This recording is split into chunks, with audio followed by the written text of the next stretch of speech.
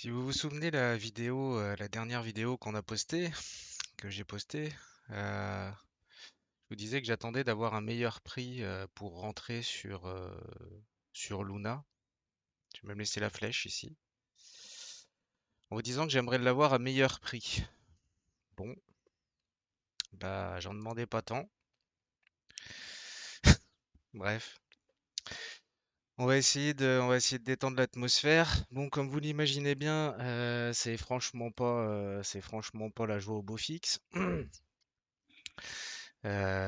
Pour ceux qui ont suivi notre projet depuis le début, donc bah, vous vous doutez bien qu'il est sérieusement mis à mal par les mouvements en cours. Euh, donc là, clairement, c'est pas forcément l'analyste là qui vous parle, hein, c'est clairement le trader et celui qui, comme je pense en ce moment, à peu près 99% des investisseurs subissent le marché. La différence près, c'est que nous, on le subit avec à peu près bah, l'investissement d'une vie. Donc voilà, donc forcément, vous imaginez bien que l'humeur n'est pas au beau fixe. Bon, bref. Clairement, dans cette vidéo, vous allez servir de psy, hein, c'est-à-dire que là, il faut évacuer, il faut digérer, il faut analyser, il faut essayer de prévoir des choses. Il reste encore quelques trucs à faire, en tout cas nous concernant. Donc Luna, bah, Luna qui s'effondre, pourquoi? Bah, donc là, ça y est, hein, on vient de passer la barre des 10 centimes sur Luna. Quant au mois de avril, le 5 avril pour être précis, cette crypto valait encore 117 dollars. La raison, la raison, son stablecoin, le stablecoin UST, donc la, je vais y arriver, hein, le stablecoin donc de Luna, donc qui est un stablecoin algorithmique, donc qui n'est pas fait tout à fait comme les autres, c'est-à-dire qu'il n'a pas de collatéral en dollars. En fait, c'est un algorithme en fait qui doit créer l'équilibre pour maintenir la stabilité en fait justement du stablecoin à 1 dollar. En l'occurrence, c'est ça qui a failli. Donc suite à une attaque, ça a créé d'énormes mouvements de vente, de liquidation du SDT. Et de là, s'en est lancé un cycle. Bah, en fait, ça a lancé en fait une espèce de boule de neige qui n'arrête pas de grossir en fait et qui donc maintenant a des répercussions sur l'intégralité du marché. Euh, Maintenant, bah, la question est de savoir déjà premièrement est-ce qu'ils vont réussir à restabiliser le cours? Bah ça, il y a vraiment rien d'établi là-dessus. Ils y travaillent, hein, ils y travaillent fortement, ils essayent de communiquer dessus. Maintenant, sincèrement, quel est le degré de crédibilité qu'on peut donner à leur intervention? Bah, c'est pas évident. Donc là, bah, comme vous pouvez le constater, vous l'avez sous vos yeux, hein, c'est-à-dire qu'on a un stablecoin qui devrait être à 1 dollar, qui est à 58 centimes, qui est tombé au plus bas à 23 centimes. Alors c'est absolument catastrophique, hein. D'ailleurs, sincèrement, bah, j'ai une pensée. Vous imaginez bien que je retourne tout ce qui traîne sur le net, que ce soit Twitter, forum, Telegram et ainsi de suite. Et c'est absolument, enfin personnellement, ça me fait vraiment mal au cœur. Il y a des personnes qui ont perdu, mais à côté, même ce que moi j'ai perdu, et pourtant c'est déjà assez conséquent. C'est absolument fou. C'est des montants astronomiques qui se sont envolés en l'espace de 48 heures. C'est dingue. Donc voilà.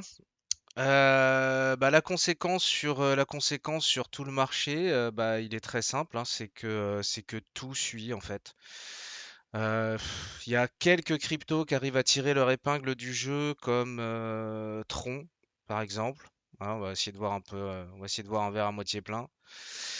Tron ici, qui lui tient absolument son niveau. C'est vraiment fou, hein. Là, il faut quand même imaginer qu'on parle de chute de 2 fois 20, 2 fois 30% pour certaines crypto-monnaies, hein. C'est-à-dire que C'est-à-dire que là, on a des chutes qui sont absolument stratosphériques.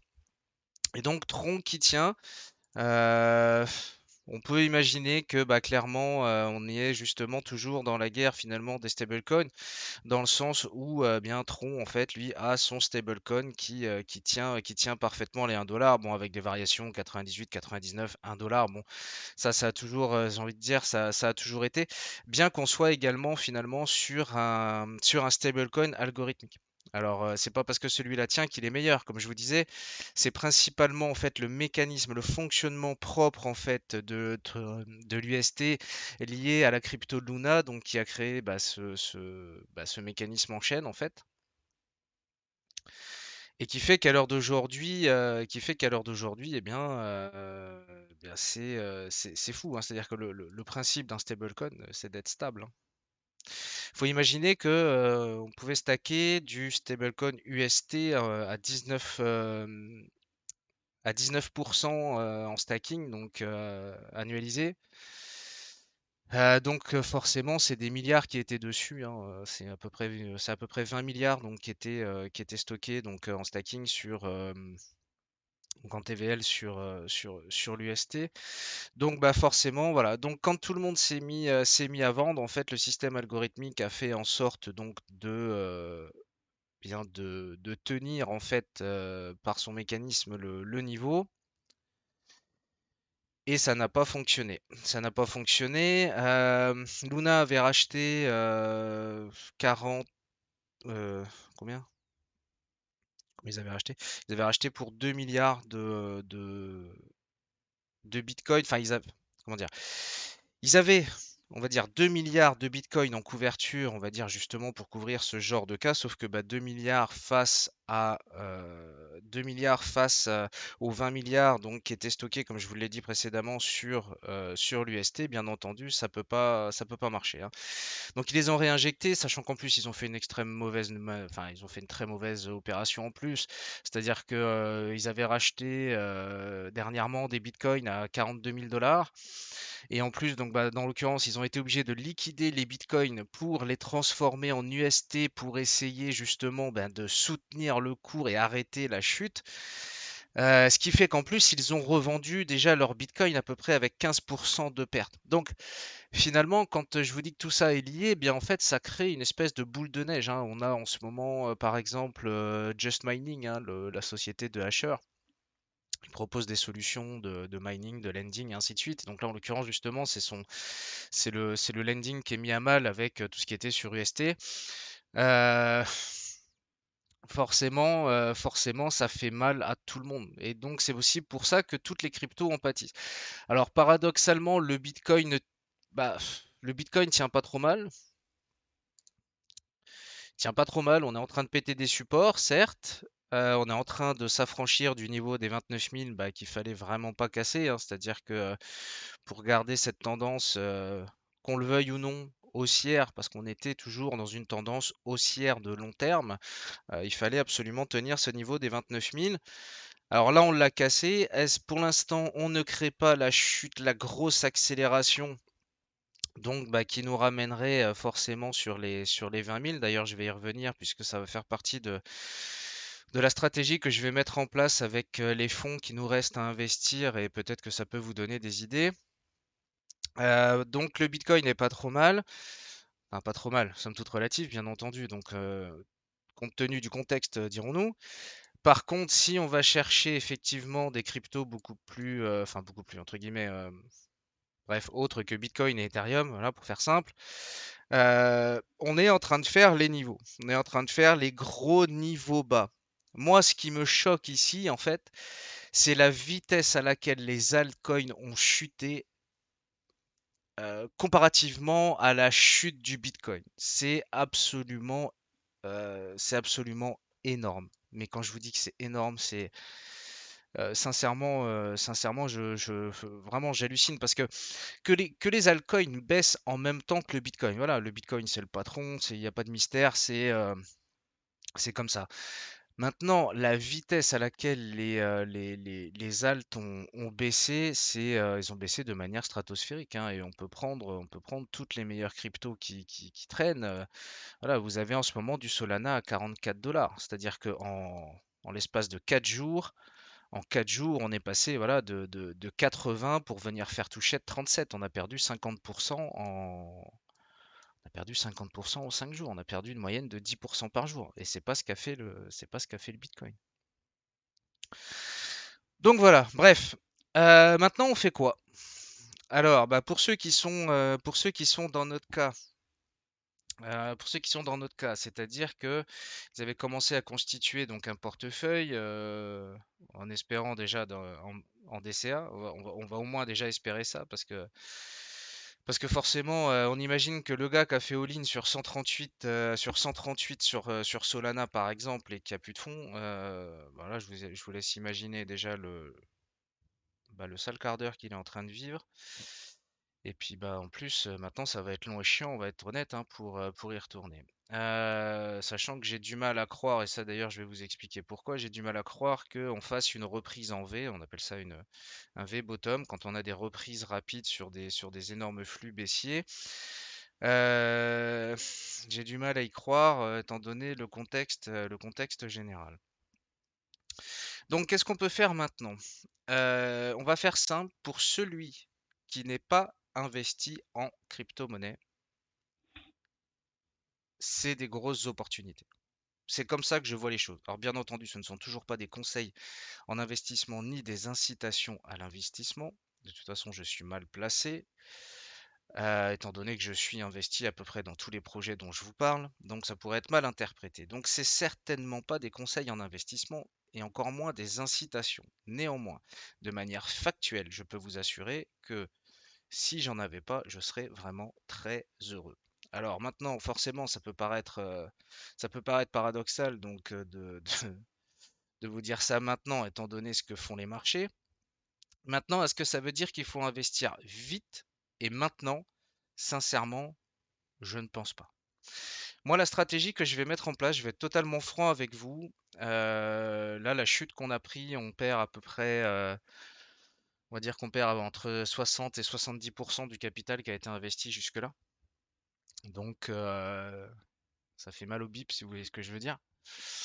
Donc, moi, il me reste à peu près 15 000 euros à investir. Donc je vais investir. Pourquoi? Parce que bah, ce phénomène-là, pour moi, ne remet pas le, le principe général de la crypto-monnaie et encore moins de la blockchain. Donc pour moi, clairement, ce sont des soldes. Et je suis pas le seul, hein. J'entendais, c'était lundi, je crois, sur BFM Crypto, voilà, enfin des analystes voilà, qui ont un consensus là-dessus, dans le sens où évidemment ce sont des soldes. Maintenant, il va bien falloir gérer le portefeuille. Donc moi je vous dis, il me reste ça à faire. Le problème, c'est que là, clairement, on est face à des couteaux qui tombent, d'accord? C'est-à-dire que si vous saviez pas ce que c'est un couteau qui tombe, ben, un couteau qui tombe, c'est ça, d'accord? Bon, alors là, on parle même plus d'un couteau qui tombe, on parle quasiment d'un couteau qui est planté. Donc là, bon, bah là, je pense que ça se passe de commentaires. D'ailleurs, entre nous, est-ce que Luna arrivera à se remettre de ça? Sincèrement, j'ai du mal à y croire. Parce que, au-delà du phénomène technique, donc c'est-à-dire des mises à jour algorithmiques qui pourraient faire et qui donc potentiellement résolveraient le problème, qui ferait donc potentiellement remonter le cours du stablecoin donc à 1 dollar. Inutile de vous dire que la confiance a été sérieusement entachée. Donc, est-ce qu'on peut s'en remettre? Je ne sais pas. Là, à l'heure d'aujourd'hui, c'est absolument fou, hein, d'imaginer ça là, cette variation-là. Enfin, c'est vraiment fou. Bon, je pense que vous voyez bien que je suis bien entendu choqué, hein. Comme je vous disais, là en l'occurrence, j'ai pas vraiment de détachement, hein. Je subis la volatilité. Clairement, je suis totalement transparent avec vous. Et ensuite, je suis un humain aussi, accessoirement. Donc forcément, ça impacte. Par contre, c'est pas le moment de paniquer, c'est pas le moment de faire n'importe quoi, et c'est pas le moment de rentrer, c'est pas le moment de rentrer sans raison. J'ai énormément de cryptos qui sont sur des zones. Alors à savoir que là, toutes les zones qui sont ici, hein, parce qu'on pourrait se dire que je les ai dessinées près. Maintenant, si vous remontez mes vidéos, toutes ces zones-là, je les ai tracées dans une vidéo que je vous ai présentée. C'est-à-dire que j'avais anticipé ces niveaux-là. Maintenant, comme quoi, il y a aussi une différence entre prévoir des plans in case off, on va dire, et puis bah, vivre au moment où ça se passe, le vivre et passer à l'action.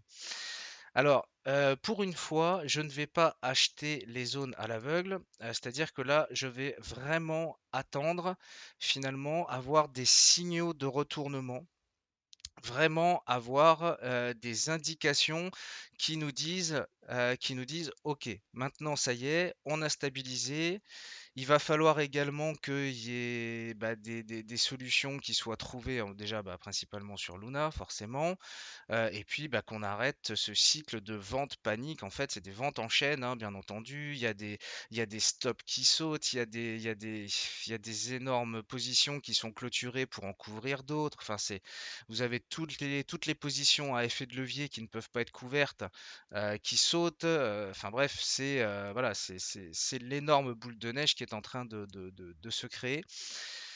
Alors, moi, la stratégie que je vais mettre en place, elle est très simple. Je pense que vous avez compris, hein, si vous n'en avez pas, l'idée c'est de faire la même chose mais toujours sous forme de DCA. Moi, ce que je vais faire, c'est vous expliquer ma stratégie et elle va être très très simple, vous allez voir. De deux choses l'une, soit ici en fait, on est sur un bearish trap. Un bearish trap, c'est un piège à vendeur. D'accord? C'est-à-dire qu'on crée une cassure par le bas, et ça s'est déjà vu historiquement, hein, quand même, j'insiste là-dessus. Euh, un bearish trap, c'est ça, c'est une sortie par le bas. On déclenche des gros mouvements baissiers. Entre parenthèses, ici, on vient faire péter les stops, hein, d'accord? Parce que si on est positionné à l'achat, si on était positionné dans tout ça, bien, où est-ce qu'on peut mettre un stop intelligent si on en a besoin? Ou par exemple, si on est sur effet de levier, ben, on les met à peu près à 28 000. Ils sont en train de sauter ou ils ont sauté. Donc, ce qui peut déclencher donc l'accélération baissière. Donc, si on est sur un bearish trap, c'est très simple. Ici, on réagit, on réamorce et en règle générale, là-dessus, on repousse très très fort à la hausse. D'un point de vue technique. D'accord? D'un point de vue technique, c'est ça. Si je ne renforce pas mes positions maintenant et qu'on est réellement dans ce cas de figure, je ne rentre donc aucune ligne, quel que soit l'actif, même du BNB à 250. On voit qu'ici, il est venu faire la touchette 220, on est remonté de 250. Pour l'instant, ce sont des réactions techniques. D'accord? C'est pas la reprise d'un bull run, ce sont des réactions techniques, logiques. Il y avait des ordres d'achat ici, on atteint ce prix, ils sont déclenchés, on repart à la hausse. Ce sont des mouvements techniques. C'est pas pour autant qu'on relance un bull run. Mais si on relance un bull run, eh ben, personnellement, je vais me dire cette chose-là. Je vais me dire, ok, grosse frayeur, le marché repart. Derrière, les altcoins vont suivre. D'accord? Dans un premier temps, ce sera Bitcoin et dans un deuxième temps, on aura les altcoins qui suivent, donc qui repartiraient à la hausse. Et à ce moment-là, on a juste subi une grosse frayeur. D'accord? Donc je dirais, ça finirait relativement pas trop mal dans ce scénario-là. Le deuxième scénario que je vais mettre en place, comme je vous ai dit, grosso modo, il me reste à peu près 15 000 euros à investir euh, dans le cadre, on va dire, de notre projet. Donc ce que je vais faire, c'est que je vais tenir le bouchon jusqu'au bout. Et maintenant, je vais tout simplement m'intéresser à investir la fin de ce qui me reste uniquement si on redescend à 20 000 dollars. Pourquoi? Bien parce que ici, mécaniquement, on retrouvera énormément d'acheteurs. Quand on voit la force avec laquelle les altcoins ont chuté, on devrait avoir des prix peut-être même plus bas que ce qu'on aurait pu imaginer. Et étant donné le capital qui me reste à investir par rapport au capital déjà investi, eh bien, je me retrouverai quasiment à doubler la taille de mon portefeuille avec seulement 15 000 euros. C'est donc la stratégie que je vais mettre en place. Si on repart à la hausse, j'ai pas rechargé, c'est pas grave, je vous jure, je le vivrai très bien. Maintenant, c'est vrai que si vous n'avez pas de crypto-monnaie, si vous en avez pas, typiquement, vous n'avez pas d'ADA.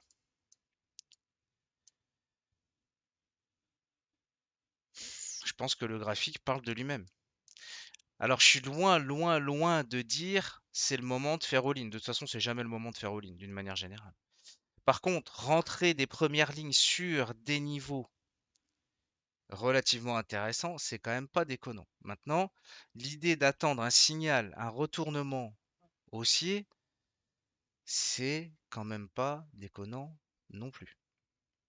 D'accord? Donc, on remet pas tout le marché des cryptos en question. C'était évident, de toute façon, ça c'est pareil, c'était absolument évident que pour atteindre ces niveaux-là sur l'ensemble des, on va dire, des 50 plus grosses crypto-monnaies, vous savez que mon portefeuille est à peu près inscrit là-dedans, il fallait de toute façon il fallait un crack, il fallait d'extrêmes mauvaises nouvelles, voilà, il fallait faire mal, il fallait quelque chose qui déclenche tout ça. Sans raison, on n'avait aucune raison d'y aller. Donc là, ça fait d'autant plus peur, étant donné donc le contexte. Maintenant, une fois qu'on fait la stabilisation, qu'on résout un ou deux problèmes, vous allez voir que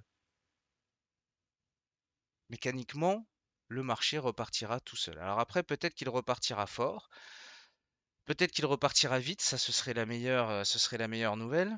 Mais bon, il va déjà falloir avancer sérieusement, comme je vous disais, côté Luna, va falloir. Je vous laisse imaginer, je vous laisse imaginer le Salvador là en ce moment, puisque là, c'est absolument fou, hein. C'est-à-dire que là, c'est carrément l'économie d'un pays qui est mis à mal, hein. Faut être conscient de ça, hein. Donc bon, déjà, ils ont eu l'intelligence de ne pas acheter avec effet de levier. Donc c'est déjà ça, et on va dire qu'il y a juste à subir, serrer les dents, bah, un peu comme nous on fait, hein, dans le cadre de notre projet. En même temps, on l'avait dit, on avait prévenu, hein. C'est soit ça marche, on réussit tous ensemble, et puis on le partagera bien entendu sur la chaîne. Mais j'avais aussi mentionné le fait que on puisse faire banqueroute et qu'on exposerait ça au grand public. C'est peut-être ce qu'on est en train de faire. Sincèrement, j'espère pas. Mais ça n'empêche que le moment est quand même très désagréable à vivre. Alors, si vous êtes déjà arrivé jusque-là sur la vidéo, bah chapeau, parce que on va être totalement honnête, c'est pas forcément la vidéo la plus constructive qu'on ait pu faire sur la chaîne. C'est plus une livraison personnelle. Néanmoins, j'espère quand même créer bah, quelques pistes, on va dire, de réflexion pour mettre des plans en place.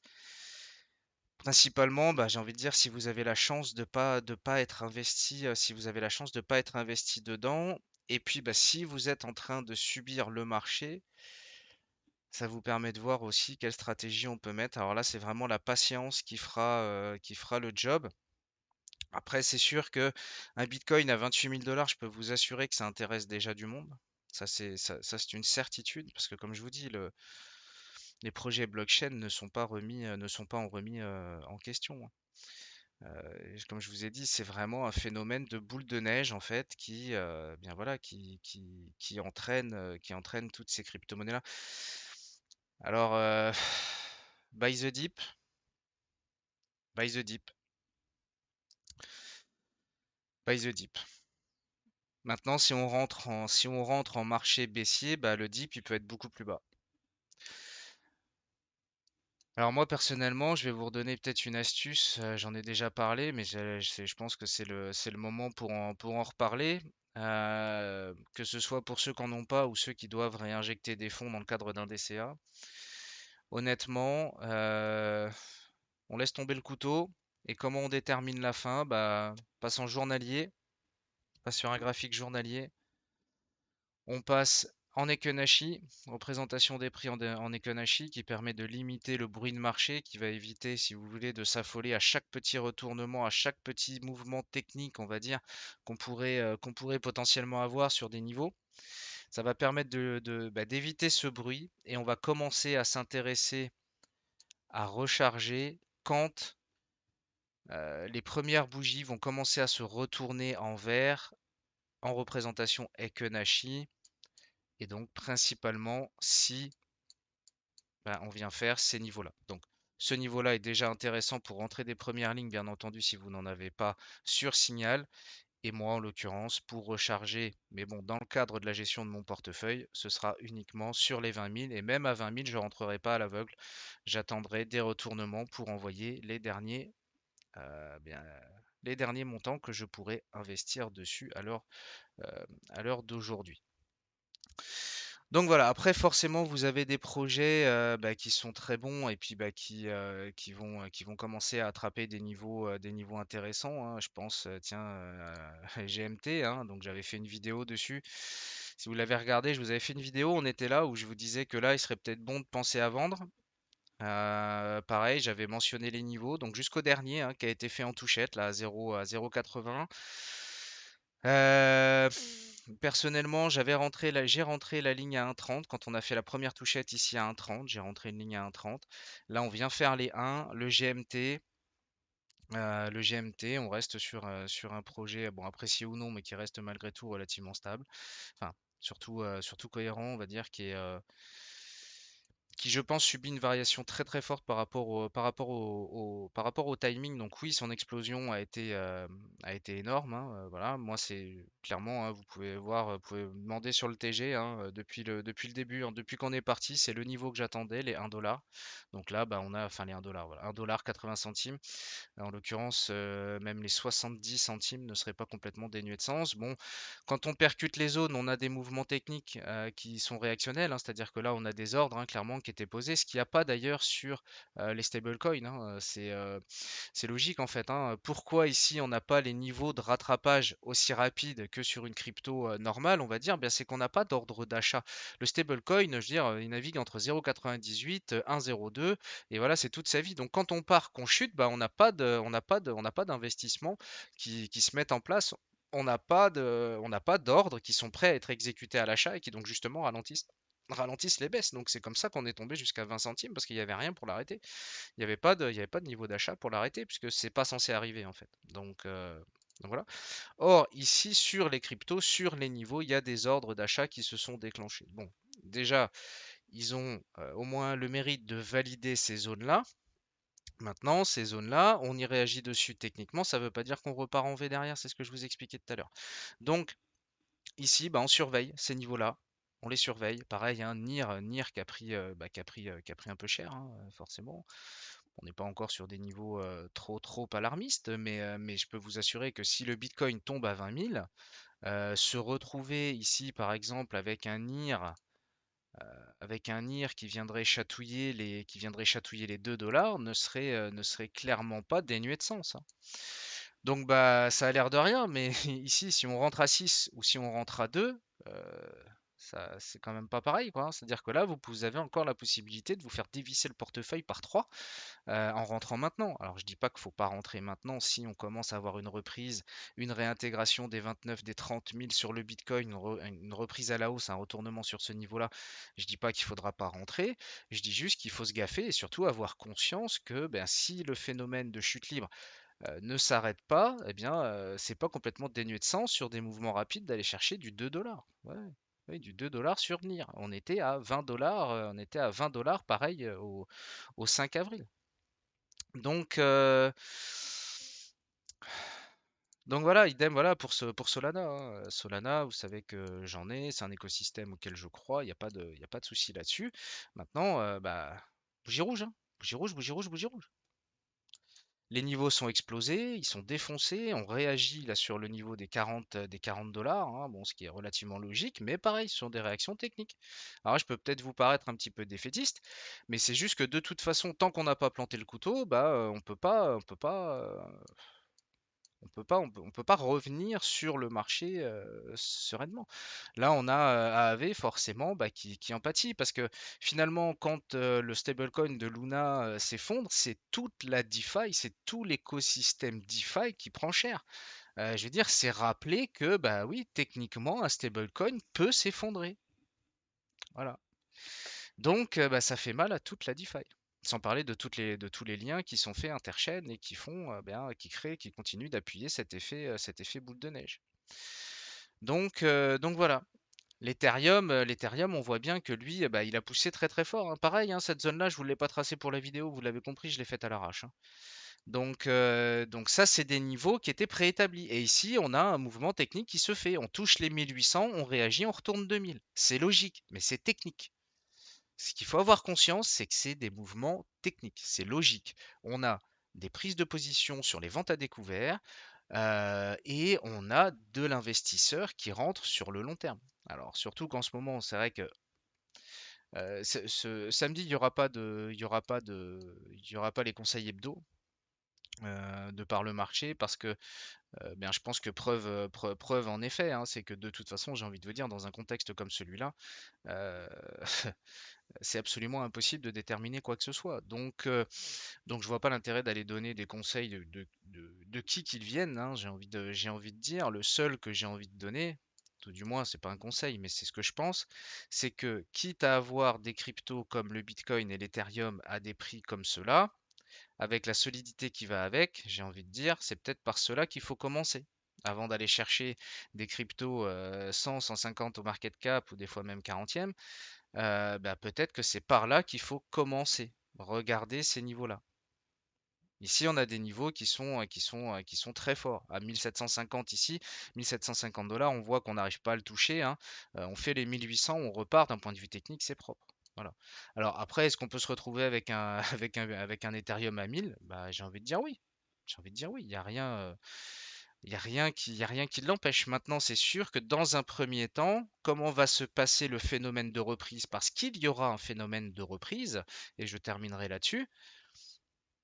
Mais en fait, ça va être simple, ça va être le Bitcoin, l'Ethereum, qui vont dans un premier temps donner des signes d'essoufflement de baisse, qui vont donner les premiers signaux de réamorcement de hausse. D'accord? C'est eux les premiers qui vont réagir. Et ensuite, on aura une sorte d'altcoin season où ceux qui auront été les plus forts là-dedans, eh bien, parviendront à suivre le mouvement, à réagir et à rembarquer le train de la hausse. Voilà. Donc moi, si j'ai un conseil à donner, il est clairement bah, dans la prudence et surtout dans la patience. Si jamais vous êtes investi, dites-vous une chose, c'est qu'il n'y a pas d'urgence à renforcer. Sincèrement, Heu, après peut-être que je me trompe, hein, et puis peut-être que, ben, en fait ici on a touché un point bas et puis qu'il fallait faire all-in parce que dans 6 mois on aura un Ethereum à 8 000, peut-être. Mais dans tous les cas, dites-vous une chose, c'est gagnant-gagnant.